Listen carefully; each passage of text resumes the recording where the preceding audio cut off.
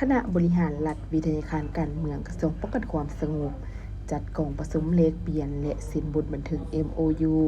กับคณะนิติศาสตร์รัฐศาสตร์มหาวิทยาลัยแห่งชาติในวันที่20พฤษภาคม2026โดยมีพลจตวาปริญญาเอกสุขเนียนโดนกุลวงศ์หัวหน้าอำนวยการวิทยาการการเมืองป้องกันความสงบมีพันเอกคำพลพลวิไลหัวหน้าคณะบริหารรัฐ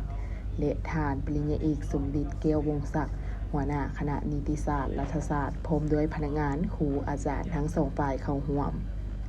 ในพิธีได้ผ่านทางบทบันทึก MOU ครั้งนี้ซึ่งบทบันทึกความเข้าใจฉบับนี้มีจุดประสงค์เพื่อเพิ่มทวีความร่วมมือส่งเสริมการพัฒนาโครงข่ายวิงานด้านวิชาการการค้นคว้าและการนำเสนอของทั้งสองฝ่ายระหว่างคณะนิติศาสตร์รัฐศาสตร์มหาวิทยาลัยแห่งชาติกับคณะบริหารรัฐวิทยาการการเมืองป้องกันความสงบให้มีความเข้มแข็งสอดคล้องกับแนวทางพรรคและยุทธศาสตร์การพัฒนาทรัพยากรมนุษย์ของรัฐบาลเพื่อจะสร้างข้อผูกพันเกี่ยวกับสิทธิและหน้าที่ภายใต้การตกลงเห็นดีการร่วมมือบนพื้นฐานหลักการความเสมอภาคและต่างฝ่ายต่างได้รับผลประโยชน์ร่วมกันในด้านการพัฒนาเวียงงานวิชาการทั้งสองฝ่ายเป็นต้นเมนการแลกเปลี่ยนข้อมูลต่างๆที่เป็นประโยชน์ต่อกับการเรียนการสอนบทบันทึกความเข้าใจฉบับนี้จะถูกจัดตั้งปฏิบัติให้สอดคล้องกับกฎหมายระเบียบการหลักการสภาพความเป็นจริงและบนพื้นฐานความพร้อม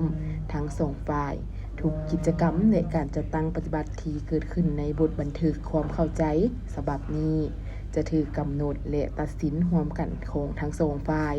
เห็นดีเปลี่ยนบทเรียนเกี่ยวกับการสร้างและการพัฒนาหลักสูตรการเรียนการสอนการสร้างตำราการค้นคว้าวิทยาศาสตร์กองประชุมวิชาการและสัมมนาวิชาการระหว่างสองฝ่ายเห็นดีแลกเปลี่ยนกิจกรรมการเรียนการสอนในทุกระบบของทั้งสองฝ่ายตามเงื่อนไขตัวจริงเห็นดีช่วยเหลือซึ่งกันและกันในการยกบุคลากรระหว่างสองฝ่ายปีละ1หา2โควตาเห็นดีแลกเปลี่ยนบทเรียนทางด้านวิชาการกับครูอาจารย์ของทั้งสองฝ่ายอย่างเป็นปกติหรืออย่างน้อย1ครั้งต่อปีแต่ละปีต้องได้ผลัดเปลี่ยนกันเป็นเจ้าภาพในการจัดกองประชุมแลกเปลี่ยนจากนั้นคณะทั้งสองฝ่ายก็ได้มีคำเห็นแลกเปลี่ยนและเห็นดีเป็นเอกภาพลงนามสินบทบันทึก MOU ระหว่างพันเอกคำพลพลวิไลหัวหน้าคณะบริหารรัฐและทานปริญญาเอกสมเด็จแก้ววงศักดิ์หัวหน้าคณะนิติศาสตร์รัฐศาสตร์เพื่อนำไปจัดตั้งปฏิบัติในต่อหน้า